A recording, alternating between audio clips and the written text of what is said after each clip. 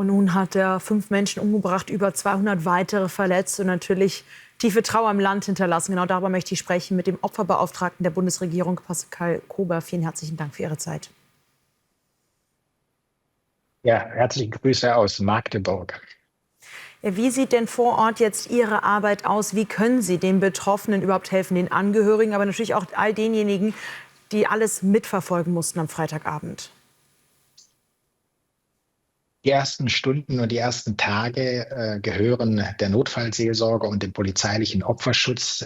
Diese Unterstützungsleistungen sind nicht zu gering zu schätzen. Man kann sie wirklich nur begrüßen. Sie sind nah bei den Menschen und unmittelbar nach dem Tatgeschehen. Aber es geht dann darum, dass wir dauerhaft die Unterstützung gewährleisten. Das heißt also, dass die Betroffenen die Sicherheit haben müssen, dass auch in Wochen, Monaten und Jahren noch jemand bei ihnen ist und ihnen zur Seite steht, wenn es um Unterstützung geht. Und das ist genau das, was wir jetzt hier koordinieren, den Übergang von der kurzfristigen in die mittel- und langfristigen Unterstützungsleistungen. Hier kann der Bund aufgrund seiner Erfahrungen zusammen mit der Landesopferbeauftragten Gabriele Theeren sehr unterstützend wirken. An der Stelle auch Danke an die Landesregierung Sachsen-Anhalt für diese große Unterstützung, die auch unsere Arbeit durch sie erfährt.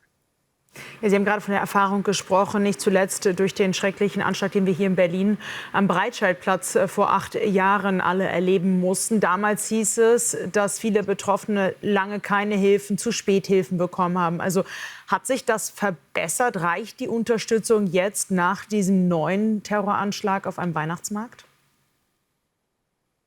Sie sprechen es an. Gerade die Erfahrungen, die man am Breitscheidplatz gemacht hat oder die die Betroffenen am Breitscheidplatz machen mussten, nämlich dass die verschiedenen Hilfe- und Unterstützungsleistungen, die der Staat in einer solchen Situation ja eigentlich bereithält, für die Betroffenen aber nicht erreichbar waren, weil sie zu komplex sind, weil niemand sich um sie gekümmert hat.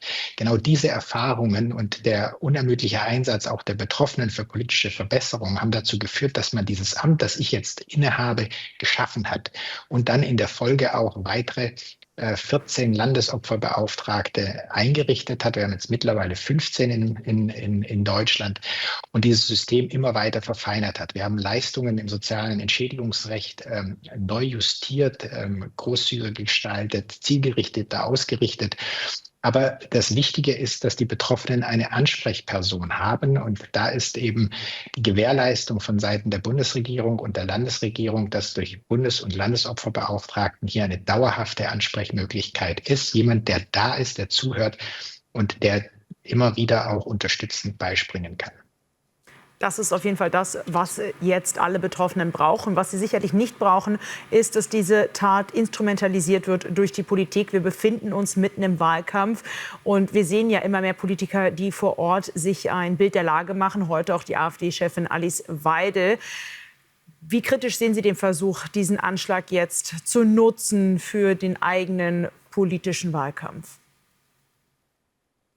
Meine Erfahrungen der vergangenen Jahre und die Gespräche mit den Betroffenen haben gezeigt, dass das am Ende die Betroffenen mehr belastet, als dass es sie unterstützt. Und es nimmt auch an Glaubwürdigkeit bei der Anteilnahme, die auch von Seiten von Politikern gespiegelt wird oder gespiegelt werden soll, weg, wenn das gleich wieder verbunden wird mit politischen Forderungen oder politischen Anschuldigungen. Dessen müssen sich die Politiker auch bewusst sein. Ich kann davon nur abraten, am Ende belastet es die Menschen mehr, als dass es sie unterstützt. Vielen herzlichen Dank für diese Erläuterungen, was also jetzt hinter den Hilfen steckt und wie wichtig diese natürlich jetzt gerade sind. Dankeschön nach Magdeburg. Ja, Dankeschön, Frau Würzbach.